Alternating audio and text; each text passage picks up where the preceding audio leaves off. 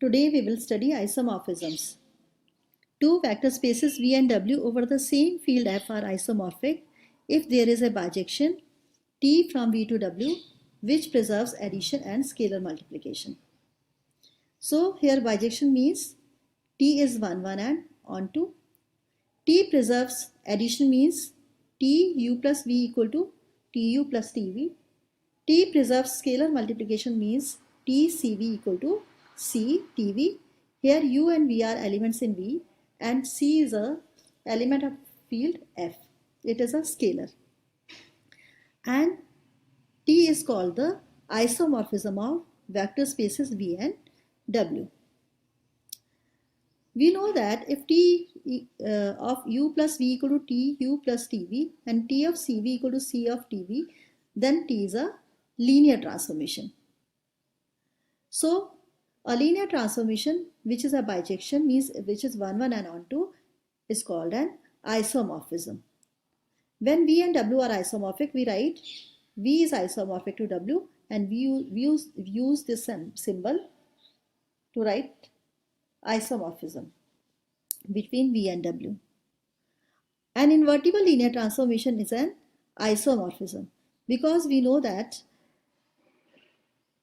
a transformation is invertible if and only if it is 1 1 and onto.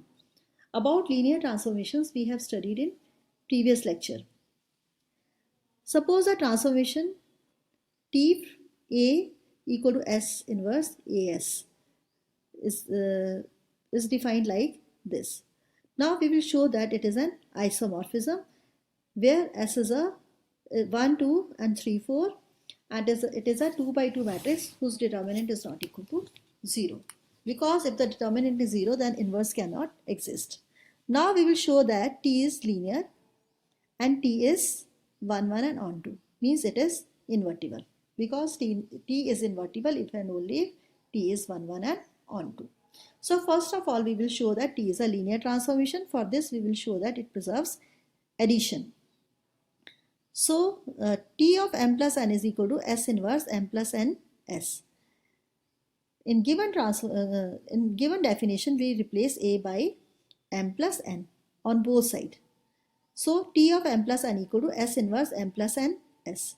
Because S, M, N and S inverse are all 2 by 2 matrices, so we can add the matrices and multiply the matrices in a usual way as we do in matrix multiplication and matrix addition. So M plus NS equal to MS plus NS and S inverse MS plus NS is equal to S inverse MS plus S inverse NS. S inverse MS is nothing but Tm. By this definition, we have replaced A by M. And Tn is equal, S inverse NS is equal to Tn. We have replaced A by N. So we have shown that T of M plus N is equal to Tm plus Tm. It means T preserves addition. Now T of Ka is equal to S inverse Ka.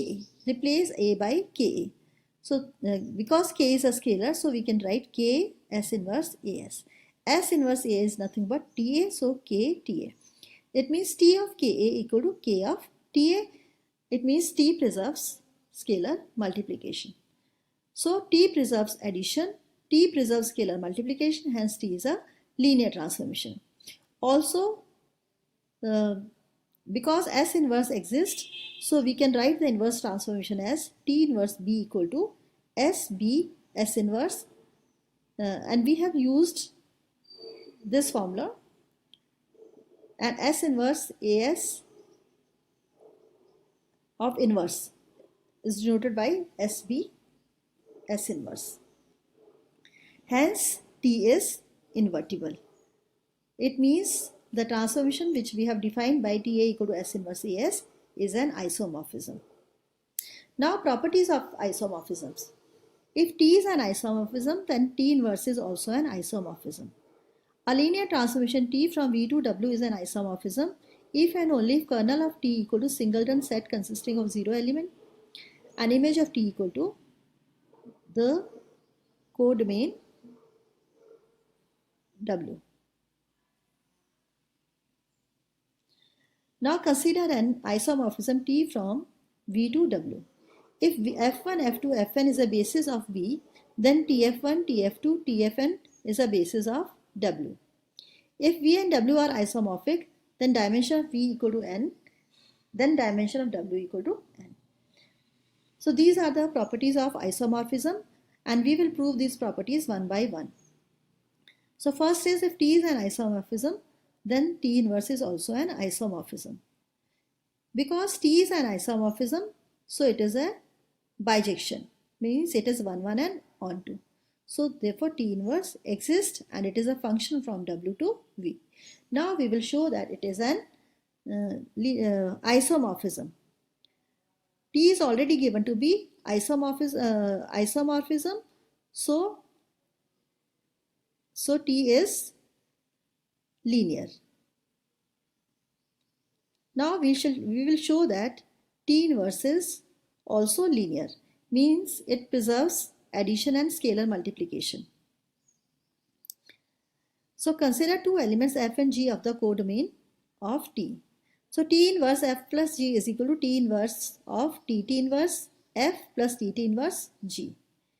T inverse is nothing but the identity transformation, because T is a bijection and we have shown that T inverse exists. So we can write T inverse. And T inverse of f is nothing but f. T inverse of g is nothing but g, because T inverse are identity transformations. It means, but T is a linear transformation because it is given to be a isomorphism, so it must be linear. So we can write it as T of T inverse f plus T inverse g, because T preserves addition. So I have written T of T inverse f plus T inverse g. Again, T inverse of T inverse f plus T inverse g is equal to T inverse f plus T inverse g, because T inverse of T is again an identity transformation. So we have proved that T inverse of f plus g equal to T inverse of f plus T inverse of g. It means T inverse preserves addition.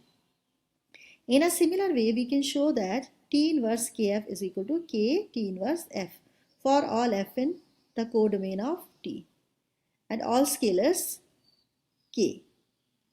So it means T preserves scalar multiplication also. So it means T is linear. We have already shown T inverse exists. It means T is 1, 1 and onto. Therefore, T inverse is also an isomorphism. Next, we will show that a linear transformation T from V to W is an isomorphism if and only if kernel T equal to 0 and image of T equal to W. So first we will assume that T is a isomorphism which is given to be linear transformation, and we will show that kernel T equal to 0 and image T equal to W.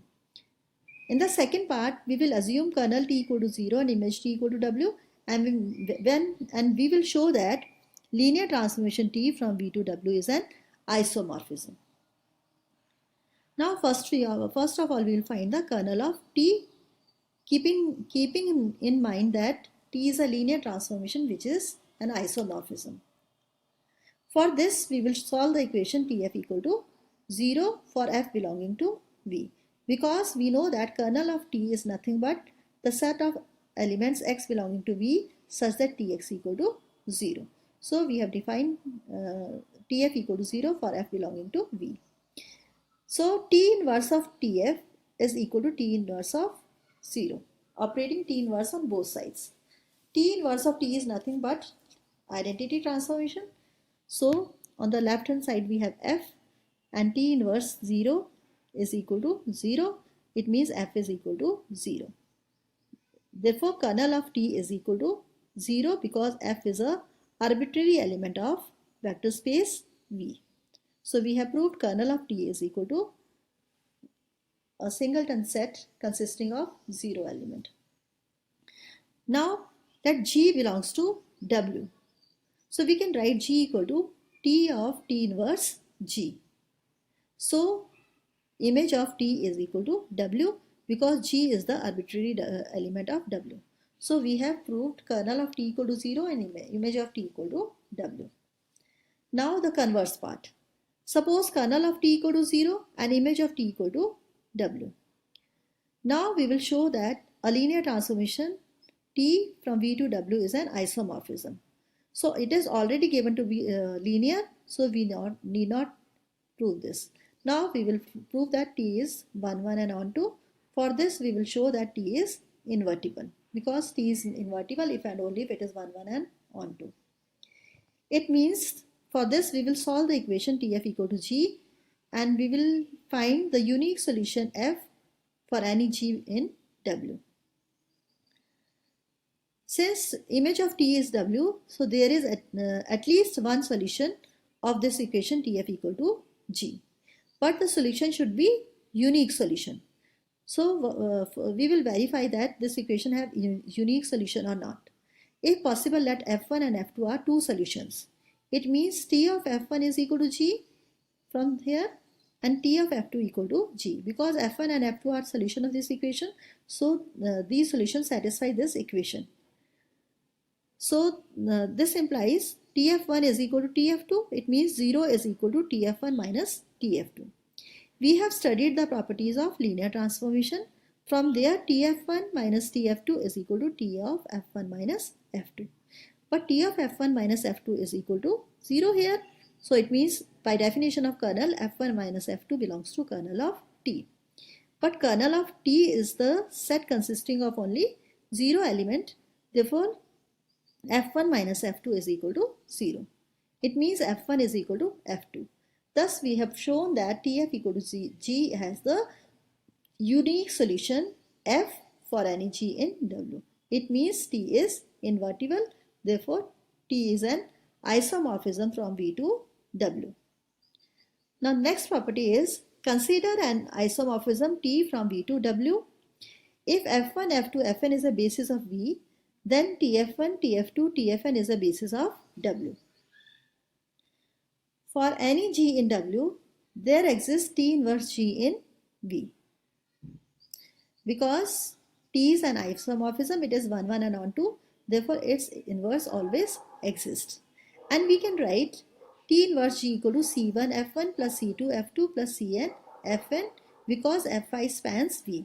We are given that F1 F2 is a basis of V. It means every vector in V can be written as linear combination of elements of F1 F2 Fn, and these F1 F2 Fn are linearly independent. Now we will show that Tf1, Tf2, Tfn is a basis of W. It means every vector belonging to W is a linear combination of Tf1, Tf2, Tfn, and these Tfn, Tf2, Tfn are linearly independent. So we have selected an element G in W and expressed T inverse G as C1 F1 C2 F2 plus Cn Fn, because every vector V belonging to V can be expressed as a linear combination of W. So I have selected in place of V T inverse G to be the element of V. So we can write G equal to T of C1 F1 plus C2 F2 plus Cn Fn, operating T on both sides, and T inverse is the identity mapping. Because T is a isomorphism, so it preserves addition. So T C1 F1 plus T C2 F2 plus T Cn F1. Also, T is a isomorphism, it preserves scalar multiplication. C1 Tf1 plus C2 Tf2 plus Cn Tfn. So we have expressed G, which is an element of W, as a linear combination of elements of Tf1, Tf2, Tfn, which is a basis set of W. So first property is satisfied. Now for the second, consider the relation C1 Tf1 plus C2 Tf2 plus Cn Tfn. Because T is an isomorphism, it preserves addition. So it is equal to T C1 F1 plus T C2 F2 plus T Cn Fn. And this is equal to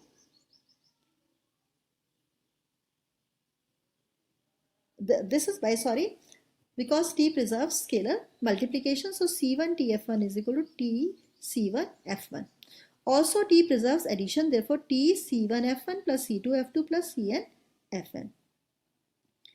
But by previous result, since kernel of T is equal to 0, therefore this is equal to 0. Also C1 F1 plus C2 F2 plus Cn Fn is equal to 0 since Fi's are linearly independent. F1 F2 is given to be is the basis of V, so these are linearly independent. The Ci's are all 0. It means C1 Tf1 plus C2 Tf2 plus Cn Tfn equal to 0 for all C1 C2 Cn to be 0. Therefore Tf1 plus Tf2 plus Tfn are linearly independent. It means Tf1, Tf2, Tfn form the basis for W. Now next property is if V and W are isomorphic and dimension of V equal to n, then dimension of W equal to n. From this property we have seen that if F1, F2, Fn is a basis of V, then Tf1, Tf2, Tfn is a basis of W. The number of element in basis set of V is n, then the number of element in basis set of W is also n. Therefore, if dimension of V is n, then dimension of W is also n. Because dimension of a vector space is nothing but the number of element in its basis set. Here the number of element in both the basis sets are n. Now the first isomorphism theorem. Let T from V to W be a homomorphism, means it preserves addition and scalar multiplication between two vector spaces over a field F. The kernel of T is a subspace of V. The image of V is a subspace of W. The image of T is isomorphic to quotient space V by kernel T. We have proved this part that kernel of T is a subspace of V and image of V is a subspace of W in previous lecture. So we will prove third in this lecture. Let tau be a mapping from V to kernel of T to image of T, defined by tau of V kernel plus V plus kernel T equal to TV. We know that this is a quotient space and it is a set of all the cosets. So that's why we have defined tau from V of kernel T to image T as T of V plus kernel T plus TV. Here it is a quotient space, so this we have taken coset. Since we are defining tau on the cosets V plus kernel T in terms of respective V, we need to check well-definedness, that is V plus kernel T equal to V dash plus kernel T, then TV equal to TV dash. But V and V dash being the same coset means V dash minus V belongs to kernel T. It means T of V dash is equal to T of V dash minus V plus V. We have added V and subtracted V. Because T is a linear transformation, because it is a, so therefore T of V dash plus V plus TV. Because T preserves addition. So T of V dash minus V plus T of V. T of V dash minus V is equal to 0 because V dash minus V is in kernel of T. So 0 plus TV and this is equal to 0 TV. So if V plus kernel T is equal to V dash plus kernel T, then TV dash is equal to TV. It means this is well defined. So tau from V by kernel T to image T is if defined by tau V plus kernel T equal to TV is a well defined mapping. Now we will prove that it is an isomorphism. For this we will show that it is 1,1 and onto. Also I want to mention that since all the values of TV lies inside image T, by definition we don't have any problem with the codomain. So T is well-defined function. To show that tau is an isomorphism, we need to show that it is linear 1,1 and onto. So linearity of T follows from linearity of T. Let's see. T of V plus kernel T plus V dash plus kernel T is equal to tau of V plus kernel T, V dash plus kernel T. So it is V plus V dash plus kernel T. We have studied quotient spaces in earlier lectures also, so we know how to add these. And this is nothing but T of V plus V dash by the definition of tau. So this is equal to TV plus TV dash because T preserves addition and TV is nothing but tau of V plus kernel T, tau of V dash plus kernel T. It means T preserves, here it is tau. So tau preserves addition. So and tau of A plus V plus kernel tau, kernel T is equal to tau of AV plus kernel T, means AV plus kernel T. And by definition, this is TAV and this is A plus TV and this is equal to A tau. TV is nothing but tau V plus kernel T. So again tau preserves scalar multiplication.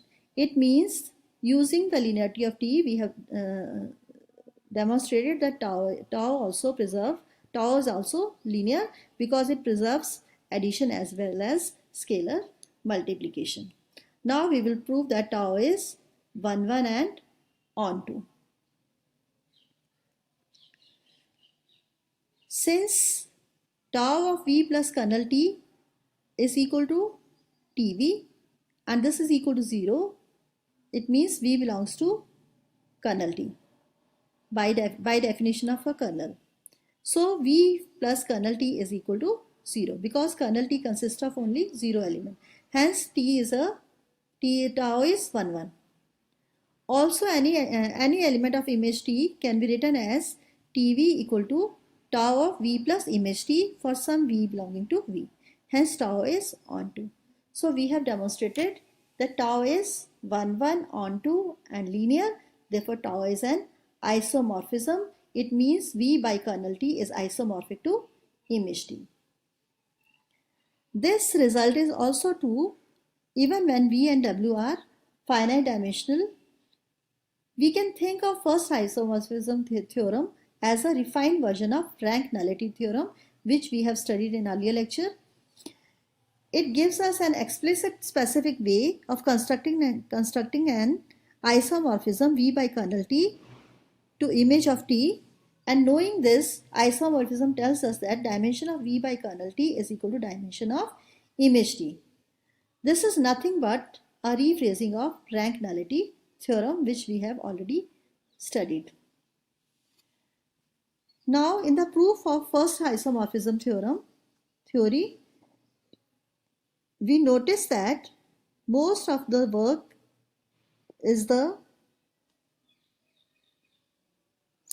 in showing if we start with the T equal to V to W, then we get a well-defined induced map tau from V by kernel T to image of T. These arguments work in a bit more general way, which gives us a next important result, which is nothing but universal mapping property of quotient spaces. Let F be a field and VW be a vector spaces over F.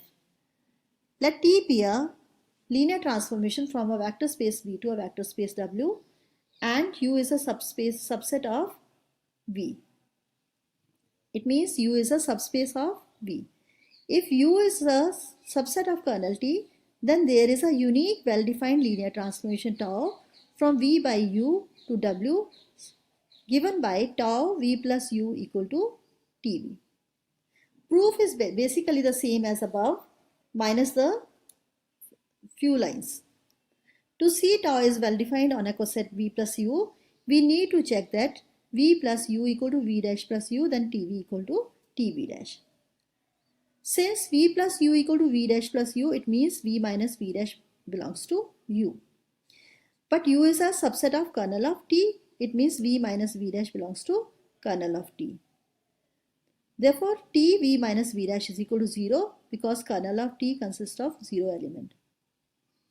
Now rearranging and using linearity of T, we obtain TV equal to TV dash. Also, the linearity of tau is then a formal consequence of linearity of T. Like earlier step, Here it is tau. Tau v plus u plus v dash plus u is equal to tau v plus v dash plus u. And this is nothing but t of v plus v dash. We have defined it like this. And this is nothing but tv plus t dash because t is linear. And this is tau u plus v plus u plus tau v dash plus u. Similarly, tau, it means tau preserves addition.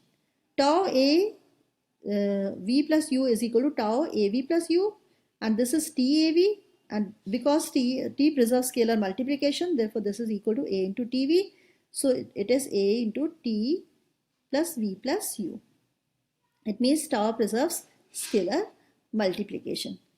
So this result we have proved in general case, and previous result in place of u we had here kernel of t.